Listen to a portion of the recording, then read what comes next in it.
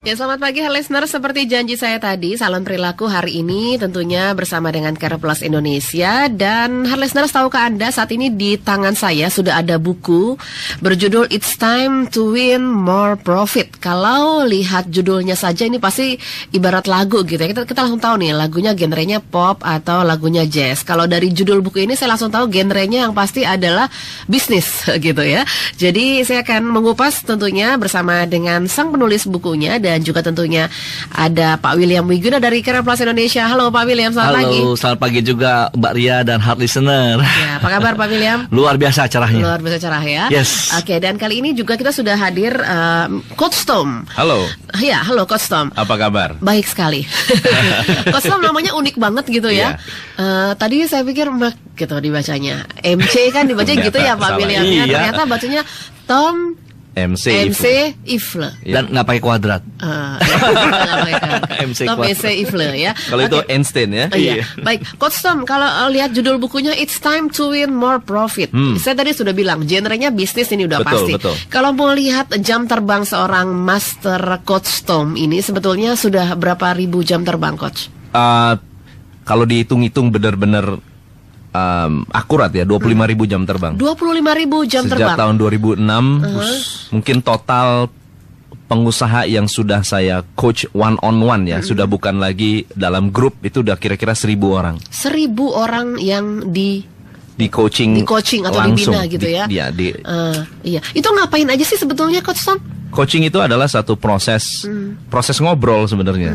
Tetapi ngobrolnya ini menggunakan pertanyaan yang dalam, mengupas, berkualitas, sehingga bisa mengempower orang untuk melakukan sesuatu lebih efektif.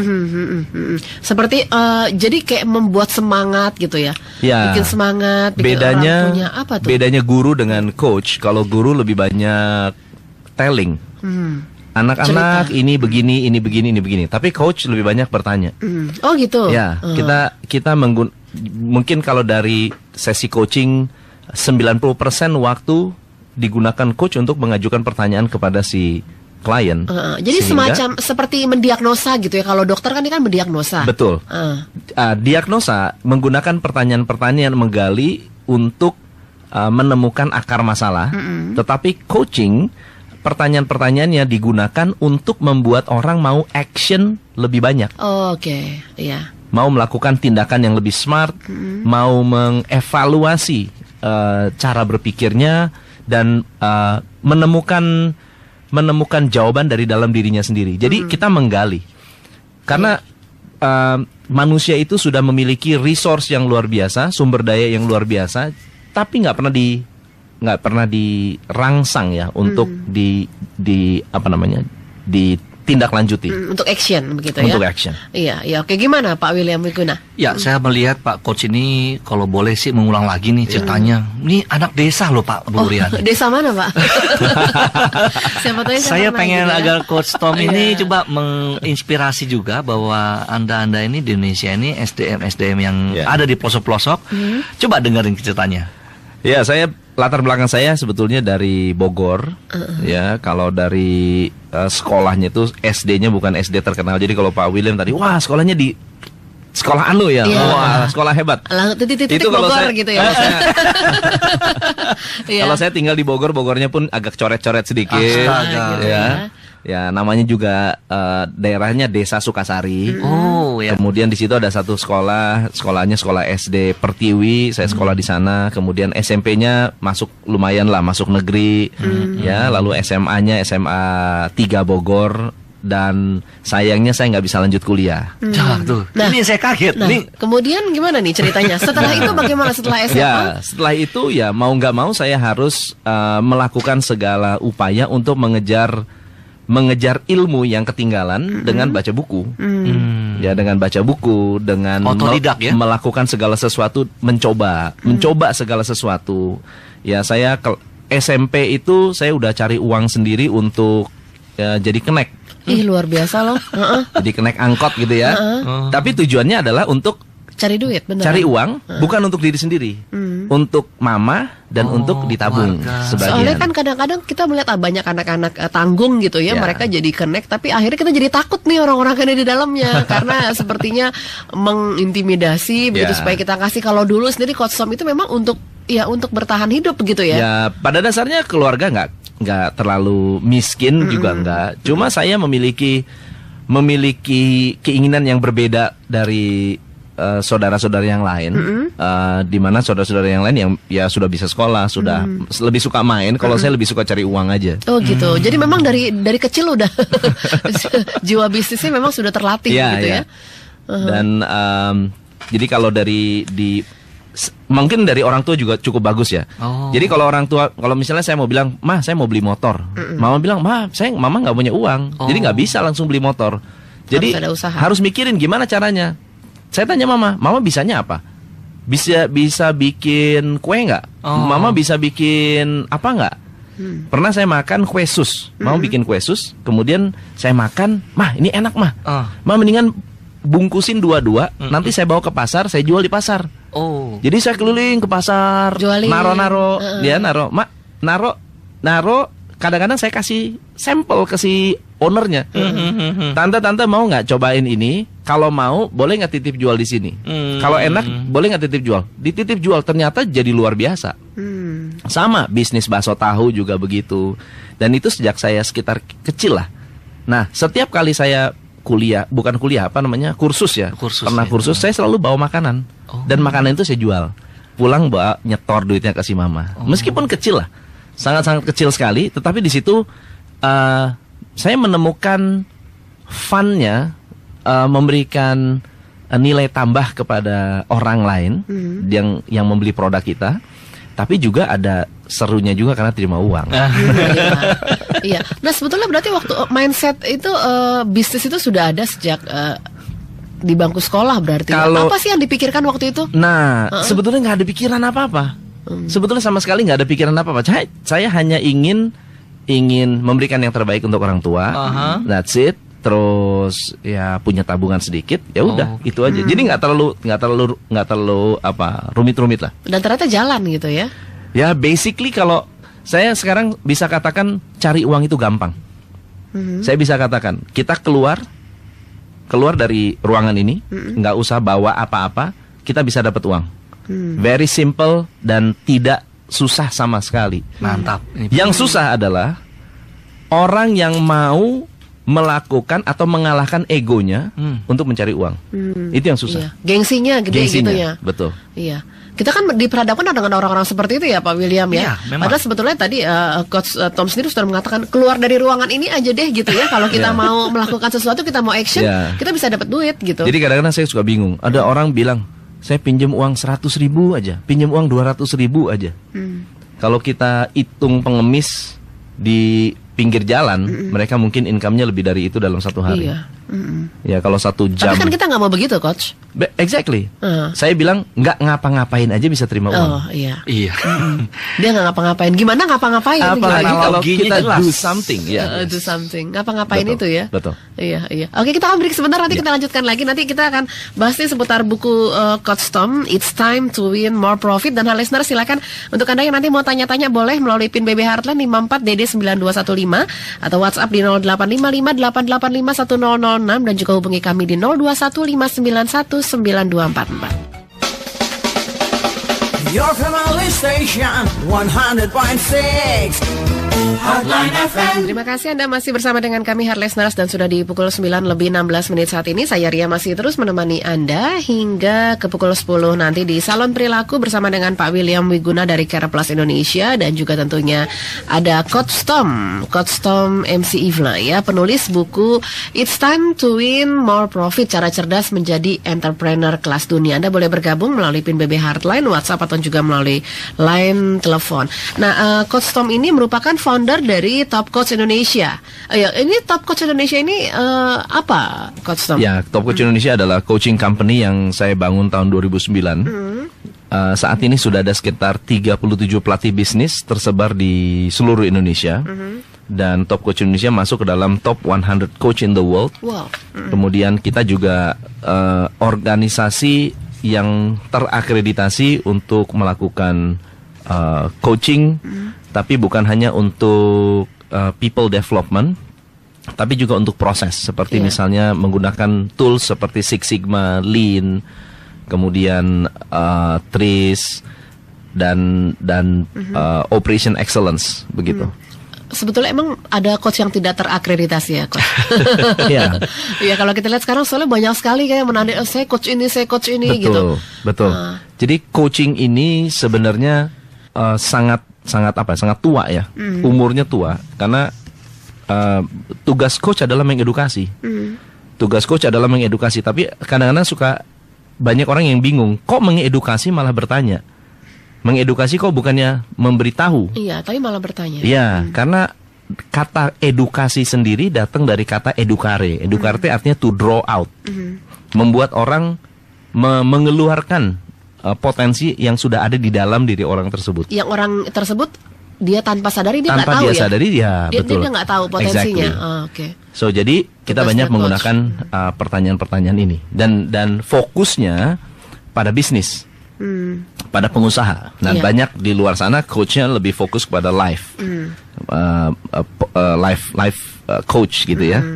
Untuk orang-orang yang punya tantangan hidup, yang ingin lebih berkembang lagi, nggak mengerti cara mengelola waktu dan seterusnya. Tapi kalau kita fokusnya ke bisnis, jadi gimana caranya meningkatkan performance dari bisnis, sistemasi bisnis, bagaimana membuat karyawan lebih efektif, lebih semangat dan seterusnya. Iya, selama ini kalau berdasarkan pertanyaan-pertanyaan yang disampaikan oleh Coach Tom sendiri kepada pengusaha, apa yang paling banyak dikeluhkan sebetulnya? Sehingga mereka membutuhkan coaching. Kalau statistik ya, 147.000 bisnis dimulai, 137.000-nya tutup. Jadi 96% bisnis tutup dalam waktu 10 tahun. Dan yang kalau dari 100% ya yang tutup, yang 10% tutup karena bangkrut, yang 90% tutup karena mereka kerja keras tapi nggak ada hasil. Nah, jadi kenapa? buang-buang tenaga doang dong. Betul. Energi. Kenapa bisa seperti itu? Problem terbesar adalah karena running out of cash. Apa itu? Kehabisan uang. Kehabisan uang, kemudian over borrowing, terlalu banyak pinjam uang dari bank, kemudian tidak bisa mengelola uang tersebut. Piutangnya macet, memberikan kredit kepada customer lalu tidak dibayar kembali sehingga dia harus mendanai uangnya pakai uang pribadi. Kemudian mismanagement, tidak mengelola bisnis dengan cara yang efektif, kemudian terlalu cepat buka cabang, mengembangkan bisnis tanpa perhitungan. Itu semua adalah hal-hal yang sangat-sangat common ya, sering-sering terjadi di dalam bisnis. Tapi kalau dirangkum, business owner memiliki 3 problem besar. Yang pertama adalah mereka tidak bisa mengenerate atau mendapatkan uang lebih cepat dari customer. Itu yang pertama. Yang kedua adalah timnya tidak mau bekerja sama untuk membantu business owner mendapatkan hasil. Dan yang ketiga adalah ownernya tidak punya waktu untuk memikirkan bisnis karena terlibat di operasional. Dia nggak ada waktu buat beresin bisnisnya. Harusnya business owner memikirkan strategi. Kebanyakan business owner terlibat sampai istilahnya genteng hal yang perintil-perintil juga genteng ya, bocor kecil-kecil pun juga. diurus. Iya. 3 hal itulah. Jadi berarti mereka nggak percaya gitu sama bawahannya ya. Exactly. Gimana Betul. Pak William? Betul. Jadi ini bukan karena persaingan ya seperti orang pikir ya. Kebanyakan itu hanya dipakai sebagai kamuflase. Camouflage itu. Ya, kamuflase atau sebagai excuse. Persaingan lah, kemudian dolar lah. Kambing hitamnya banyak. Kambing hitamnya banyak. Pemerintah lah, Jokowi lah, Ahok lah, semuanya dijadikan Apa sebagai hubungannya alasan. tuh Ya. Padahal nggak ada hubungan. Iya. Jaga sembung tuh sebetulnya. Betul. Nggak nyambung. Jadi saya sering katakan kepada business owner, kita tidak perlu menunggu krisis, global krisis, to create your own krisis. Untuk mendapatkan krisis, kita nggak usah nunggu global crisis. Kita menciptakan krisis setiap hari di kantor kita. Itu bisa, iya. Ya. Tanpa sadar kita menciptakan itu ya. Exactly. Iya, oke. Ini dari Pak Michael. Pak Michael melalui PIM BB menyampaikan, seperti yang dicontohkan Bapak, saya hari ini sedang melakukan hal tersebut. Terkadang saya rugi kalau tidak habis kuenya, tapi karena saya bandel, saya tetap taruh kuenya. Bagaimana cara mempengaruhi orang yang tadinya tidak mau jadi mau? Padahal sampel saya kasih banyak dan harga tetap paling murah, tapi tetap banyak yang nolak. Pikir saya mungkin saya masih baru dan orang masih belum percaya. Oke, tadi tim coach. Selamat Pak Michael. Saya nggak tahu jualannya jualan apa, kuenya kue apa. Tapi untuk menciptakan kue yang laku, kalau kue laku itu ada dua kemungkinan. Kemungkinan yang pertama adalah karena enak. Tapi kemungkinan kedua karena orangnya nggak enak sama kita. Oh, orangnya nggak enakan. Yeah. So, jadi buat Pak Michael, kalau trik saya waktu itu adalah saya bina relationship yang baik dengan toko.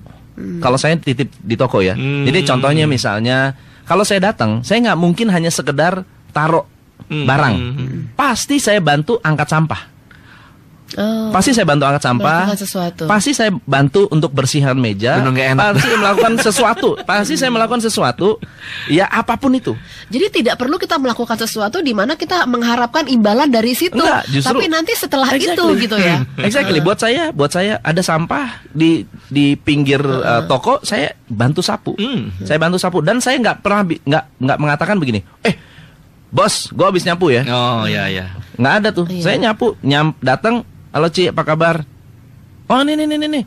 Setiap kali saya datang saya disambut dengan luar biasa. Dan yang menarik adalah karena mungkin mereka terlalu baik sama saya. Mungkin Tuhan yang baik sama saya ya.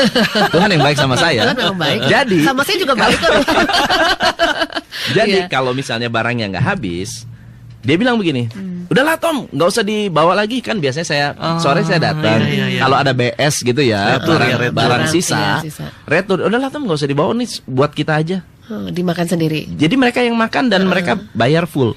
Nah kadang-kadang kan gitu ya, kalau kita datang ke toko nih, kita ke toko tempat kita naruh barang lah gitu, ada sampah di situ, kita bukannya ambil, kita malah lompatin ya Pak. Kita malah, karena merasa itu bukan tugas saya. Jadi saya lengkapin aja itu sampah gitu, atau mungkin saya tendang aja tuh sampah kan. Sampah bukan hanya ditendang, bukan hanya dilompatin, dimaki-maki pula gitu ya. Sialan nih, siapa yang naruh sampah di sini? Iya. Udah gitu dia lewat aja gitu kan. Oke. So jadi banyak hal yang bisa kita lakukan. Make sure kalau kita tidak disambut dengan baik, pasti ada sesuatu dari kita yang membuat mereka tidak menyambut. Pasti ada sesuatu dari kita yang membuat mereka tidak merasa kita welcome, atau menawarkannya terlalu agresif, atau tidak menyenangkan. Ya, dan kadang-kadang kita menjual sesuatu itu, bisa disebut murah itu belum tentu yang terbaik. Jadi strategi murah itu belum tentu yang terbaik.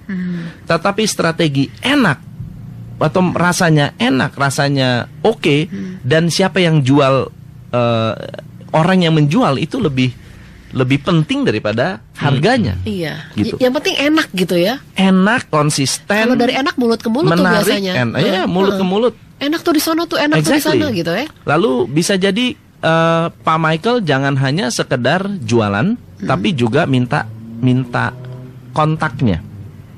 Maksudnya gimana Coach? Minta datanya si orang yang ditawarkan. Nah makanya saya nggak tahu yang dijual apa. Ini katanya dijualnya kemana. Kue basah seperti risol begitu. Risol dijualnya kemana? Dititipkan saja ataukah apa? Nah apakah di risol tersebut ada kontak untuk pemesanan? Ya itu juga salah satu cara untuk membuat orang mau call kita kalau ada mau pesan. Kalau enak pasti telepon. Pesanan untuk catering, pesanan untuk persiapan apa, untuk arisan atau apa, disebutkan di situ. Ya. Oke.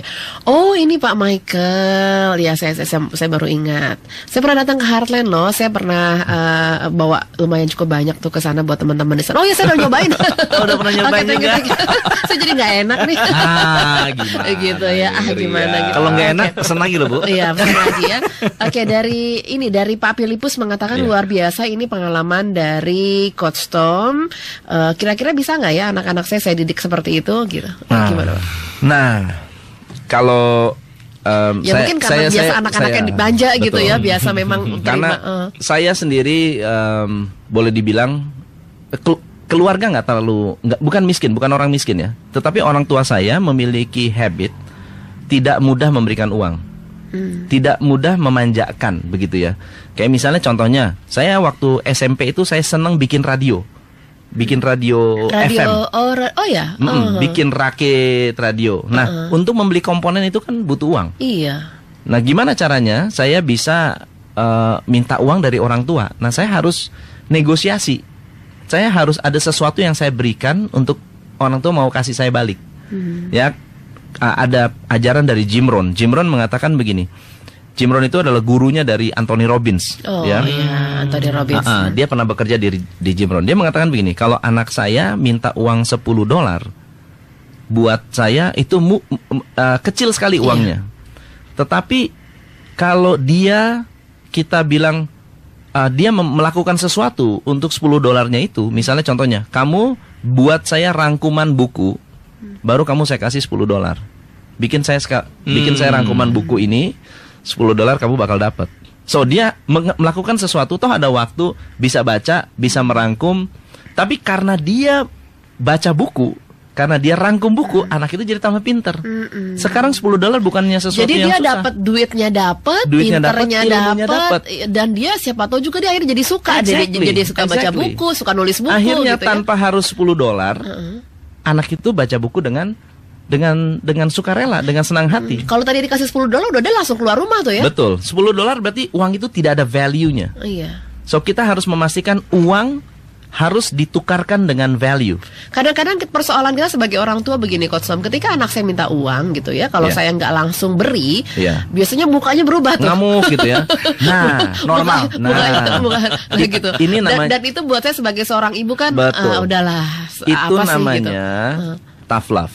Tough love. Apa ya tough love? Tough love itu adalah cinta, tetapi dengan memberikan didikan. Cinta yang mendidik. Jadi bukan cinta yang memanjakan. Iya. Gitu. So banyak business owner di luar sana juga banyak memberikan cinta yang tidak mendidik karyawan, sehingga karyawan bisa kurang ajar. Iya. Dan akhirnya yang tadi mengakibatkan 90% itu kolaps karena hal-hal seperti itu. Iya. Oke, kita lanjutkan lagi nanti, dan tentunya Heart Listeners nanti Anda masih boleh bergabung melalui 5919244 dan juga melalui PIN BB Heartline 54DD9215. Baik, listeners, terima kasih untuk Anda yang sudah bergabung bersama dengan kami. Masih dalam rangkaian Heartline Coffee Morning di sesi Salon Perilaku. Kesempatan kali ini bersama dengan Pak William Wiguna, dan juga tentunya ada Coach Tom, penulis buku It's Time to Win More Profit, Cara Cerdas Menjadi Entrepreneur Kelas Dunia. Nah, di buku ini Coach Tom, apa sih yang dibagikan begitu selain bagaimana memulai bisnis? Ya, buku ini memberikan informasi komplit ya, lengkap, mulai dari apa saja potensi bisnis. Jadi banyak orang berpikir, saya pengen bisnis tapi saya nggak tahu mau bisnis apa. Saya di situ memberikan list, mungkin ada puluhan idea tentang bisnis yang bisa dimulai dari rumah. Jadi nggak perlu kita ada punya contohnya ya. Jadi ya broker calo ya, itu semua adalah jasa warnet. Zaman dulu masih ada warnet, games, promosi juru foto, ya, jasa daur ulang, ya, tiap hari ngambilin sampah di rumah orang, itu semua bisa jadi uang. Jadi tidak ada yang sifatnya itu susah, nggak ada yang susah. Yang ada mau kerja atau enggak. Yang kedua adalah bagaimana cara menghindari kesalahan-kesalahan fatal dalam bisnis. Dalam bisnis itu ada banyak sekali orang melakukan kesalahan yang sifatnya kelihatannya benar, tapi sebetulnya sangat-sangat fatal. Kesalahan pertama adalah mereka tidak tahu bahan baku untuk sukses. Jadi kalau kita bikin roti, bahan bakunya jelas ya, air, tepung, gula, garam, itu saya tulis tuh di buku tuh ya. Tapi kalau untuk sukses, apa yang menjadi bahan baku? Bahan baku kita adalah waktu sebetulnya. Bagaimana kita memanfaatkan waktu akan membedakan hasil yang kita capai. Kita punya waktu, apa yang dilakukan? Baca buku kah? Kerja keras kah? Ketemu orang kah? Berkualitas nggak cara kita menggunakan waktu kita. So itu yang paling kritis dalam membangun bisnis. Lalu yang ketiga adalah kenapa sampai terjadi kegagalan. Tadi kita sudah bahas, karena 80% pengusaha itu mau kerjain sendiri. Semua maunya dikerjakan sendiri. Itu kenapa sih, takut rugi atau takut apa ya? Ada banyak motivasi ya. Mungkin motivasinya adalah pengen berhemat. Motivasi lain karena nggak percaya. Motivasi yang lain karena tidak tahu caranya. Ada juga yang motivasinya adalah menganggap saya lebih tahu ya. Karena saya the best. Saya tukang cukur terbaik dan semua orang happy dengan hasil cukuran saya. Kalau saya punya bisnis, kira-kira siapa yang jadi tukang cukur paling hebat? Ya saya sendiri. Akhirnya dia yang punya klien paling banyak, dan akhirnya dia yang punya kesibukan paling banyak, karyawannya semuanya nganggur. Dia kerja lebih keras daripada karyawannya. Untuk itu bisnis butuh sistem. Nah, di dalam buku ini saya ajarkan ada 6 level untuk membangun bisnis. Fondasi pertamanya apa, fondasi keduanya apa, fondasi ketiganya apa, sampai dengan level ke-6. Saya kasih satu contoh. Untuk membangun bisnis, nomor 1 yang harus kita pikirkan adalah bagaimana meng-create sistem kontrol. Bagaimana kontrol yang efektif. Kontrol itu bisa jalan kalau hanya dengan 2 hal. Ya, 1 leadership, yang kedua adalah financial mastery. So leadership, kenapa leadership itu penting untuk kontrol? Kita boleh punya aturan main yang bagus ya. Disiplin kerja harus begini, tapi leadernya nggak tegas. Kontrol itu akan longgar sendiri. Ya, kita bilang kalau karyawan mencuri, pecat. Leadernya nggak tegas, tetap karyawan itu akan terus-terus mencuri. Ya, so jadi leadership itu nomor 1. Yang kedua adalah kemampuan business owner membaca laporan keuangan. Itu di fungsi kontrol. Nah, goal dari kontrol adalah membuat bisnis itu terlepas dari chaos. Terlepas dari chaos itu apa? Terlepas dari kekacauan. Segala sesuatunya serba kacau, nggak teratur, tidak terukur. Nah, dalam fungsi kontrol kita membuat bisnis terkontrol dulu, baru kita kembangkan cash flow-nya. Kalau bisnis masih banyak bocornya, kemudian kita duplikasi, lipat gandakan kemana-mana, kita ikut melipat gandakan kebocorannya. Saya punya contohnya kayak buka cabang. Contohnya saya punya satu cabang aja belum rapi. Lalu kita buka cabang 10, ya kepusingan kita bertambah 10. Nah, kita nggak perlu nunggu waktu lama untuk melihat cabang ini tutup satu demi satu. Nggak butuh waktu lama, 2 tahun kita akan lihat, makin lama makin berkurang. Habis ya. Karena tidak dikelola dengan benar. Nah, yang kedua adalah kenapa kontrol dulu baru cash flow. Kita next level kedua adalah cash flow. Bagaimana meningkatkan jumlah uang yang masuk ke dalam bisnis kita, yaitu dengan meningkatkan kemampuan marketing, kemampuan sales, kemampuan menjual dengan efektif. Kenapa kontrol dulu? Kenapa nggak marketing dulu habis-habisan? Nanti kalau bocor kita tambal satu-satu. Karena kalau makin banyak, kalau bisnis makin bocor, kayak misalnya saya punya kantong bocor, ditambah banyak air, makin gede bocornya. Sama dengan bisnis. Bisnis masih tidak terkontrol, makin banyak uang masuk, makin gede kebocorannya. So, yang ketiga, setelah saya punya bisnis yang punya uang yang bagus, kontrolnya bagus, kita membuat sistem atau membuat bisnis ini konsisten. Untuk menjalankan, untuk mengoperasikannya itu mudah. Jadi konsisten itu apa? Membuat bisnis dioperasikan dengan sangat mudah, sehingga andai kata karyawan keluar masuk, kita nggak terlalu masalah.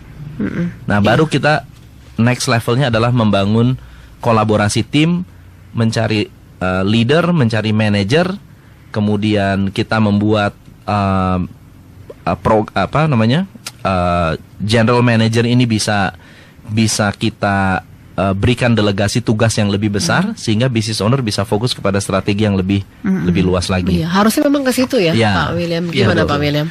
Ya, profit itu dari setiap titik harusnya. Karena banyak orang ngukur dari produk doang. Betul. Ternyata dari Coach Tom ini kita bisa lihat tiap titik mana yang profitnya jadi loss, itu yang seringkali kita abai. Betul. Karena kalau lagi meeting Coach Tom ya, memang para owners hanya ngomong pada bagian marketing biasanya tuh. Iya, gimana penjualan gitu ya. Padahal yang bobol tuh di kantong belakang. Jadi ini benar-benar sekali, ini sangat realistis yang Coach Tom ngomong. Betul. Seperti itu ya. Iya, oke, kalau Anda membaca bukunya nih, Our Listeners, It's Time to Win More Profit. Ini buku keberapa sih, Coach? Buku keempat. Oh, buku keempat. Awalnya Buku pertama Profit is King. Profit is King. Jadi ada strategi-strategi simple. Mungkin Pak Michael boleh baca buku Profit is King. Karena itu strategi yang simple-simple semua. Bagaimana meningkatkan profit tanpa iklan. Ini nggak, orang media nggak suka lah pokoknya. Iya, suka. ini benar-benar mengurangi omset. Orang media nggak suka. Iya, Nah, sementara tapi- kan kita cari iklan. Betul. Iya, Ya. Padahal jadi di sana dijelaskan bagaimana meningkatkan profit tanpa upaya yang besar, bahkan dengan strategi yang simple, sederhana. Dan itu sifat bukunya itu cerita ya. Maksud saya contoh-contohnya itu real life story gitu. Oke, jadi bahasa yang digunakan Coach Tom itu menggunakan bahasa yang mungkin lugas Bahasa gitu ya. simple lah. Bahasa tutur ya, Ya, mungkin karena nggak sekolah juga.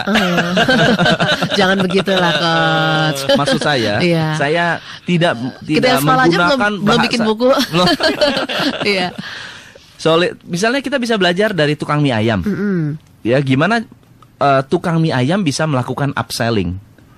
Ya, jadi nggak hanya wah perusahaan besar yang bisa melakukan upselling, tapi mie ayam pun bisa. Iya, jual bakwannya ya. Ya, betul. Dia pesan mie berapa? Oh, 1. Oh ya. Lagi makan mau tambah bakso nggak? Iya, pakai Ya, pangsit mau enggak? pakai pangsit nggak? Iya. Gitu. Jadi tidak ada yang mau saya pesenin teh botol nggak? Dapat komisi dari teh botol tuh. Betul. Iya. Jadi bukan sesuatu yang istimewa, simple, setiap hari kita lihat, cuma kita nggak notice, cuma kita take it for granted. Iya. Oke, itu buku yang pertama. Buku Profit yang is kedua, King. buku kedua Big Brain Big Money, membahas mengenai bagaimana Big Brain, Big Money, Oke. membahas bagaimana kalau kita bisa mengoptimalkan kemampuan berpikir kita, kita akan lebih mudah dalam melakukan banyak hal. Di situ kan banyak mitos-mitos tentang pengusaha juga, bagaimana mengoptimalkan cara kerja otak, bagaimana mendapatkan ide baru. Jadi banyak hal yang cukup cukup menarik. Jadi kayak misalnya contohnya orang saham gitu ya, orang beli saham itu saat kebanyakan saat saham naik atau saat saham turun.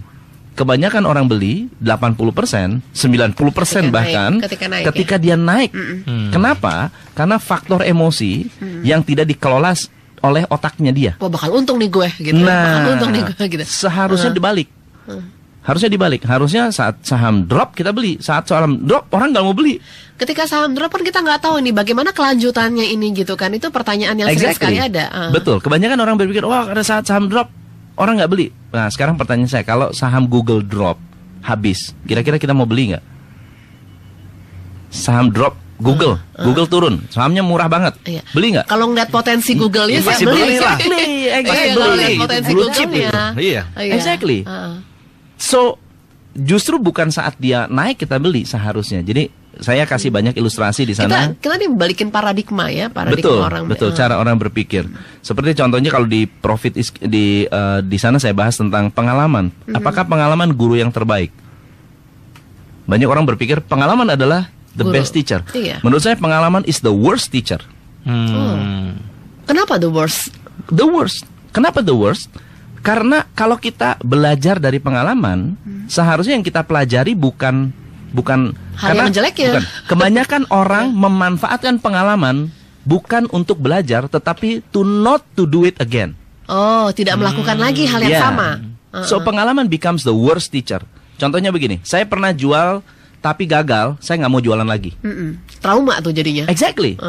So kita nggak perlu pakai itu sebagai pelajaran. Nggak perlu ambil itu, jangan belajar dari sana. Kita harus belajar dari pengalaman orang lain. Orang lain yang sukses kayak gimana? Mereka berulang-ulang kali Iya, melakukan, betul. Kayak contohnya begini. jatuh bangun gitu ya. Betul, Pak? Jadi betul. lagunya Christina Dangdut tuh. Jatuh bangun. Benar. Iya. Ada orang bilang begini. Saya pernah pertama kali saya belajar presentasi. Saya bilang, aduh, I got the worst presentation today. Gua, aduh gila parah banget nih ketemu. Jelek banget nih Terus, presentasi gue aduh ini. parah banget. Tahu nggak? Iya. Terus saya tanya sama salah satu manajer, salah satu bos lah. Waktu itu saya masih salesman gitu ya. Terus saya tanya sama atasan saya yang sangat-sangat bagus presentasinya. Terus saya tanya, Pak, gimana Bapak bisa presentasi begitu luas, begitu hebat, begitu luar biasa? Dia bilang, I made the worst presentation. Itu adalah pengalaman terbaik saya. I made the worst presentation, tetapi I do it again. I do it again. Okay. I do it again. I do it again. Sampai saya tidak mikirin kesalahan saya lagi. Lupakan. Saya nggak mikirin kesalahan lagi. Jadi lupakan aja gitu ya. Kadang-kadang kan itu jadi bayang-bayang buruk kita tuh kan. Exactly. Seperti itu. Kebanyakan dari kita melakukan sesuatu yang kita pikirin yang salah. Ya. Iya, jangan salah lagi gitu. Kata ya. kuncinya di sini jangan kapok. Exactly. Kalau orang udah kapok, dia benar-benar dapat the worst experience. Betul. Ada satu orang menulis tentang outlier ya. Outlier adalah, kalau dalam statistik, outlier adalah sesuatu yang terpisah dari data gitu ya. Terpisah banget gitu ya. Outlier. Nah, outlier ini adalah orang-orang yang melejit, melebihi dari orang-orang normal. Kayak Mozart, Beethoven, Tiger Woods, kemudian Bill Gates, dan seterusnya. Itu orang-orang yang melejit. Apakah kita bisa tiru mereka? Bisa. Kalau kita mengikuti kerja kerasnya mereka. Kita harus percaya diri ya. Kita mengatakan bisa gitu. Bisa. Kalau kita mengikuti kerja kerasnya mereka. Kebanyakan orang di luar sana meniru gaya hidupnya, tidak meniru perjuangannya. Oh iya. Wah, ada orang hebat nih, Pak William hebat luar biasa.